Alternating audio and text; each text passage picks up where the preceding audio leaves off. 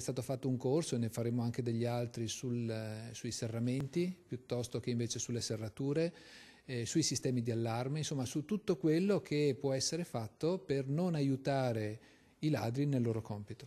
Il sindaco di San Donà parla di concorso di risorse, dall'impiego della tecnologia con la videosorveglianza al controllo di vicinato fino all'allargamento al turno serale notturno degli agenti di polizia. A questo il Comune sta lavorando, ma anche attraverso una buona informazione per insegnare come proteggersi in casa propria. L'ultimo allarme lanciato però dal centro storico oggi riguarda la pericolosa circolazione di banconote false, taglio 50-100 euro. La segnalazione è arrivata da alcuni commercianti. Le indicazioni che abbiamo dato è non appena c'è il sospetto, una indicazione di persone strane o movimenti insomma, non adeguati che ci informino precisamente e velocemente. La denuncia avrebbe descritto 2 uomini dalla carnagione Olivastre a Cento dell'Est che avrebbero cercato di truffare un negoziante proprio in centro storico.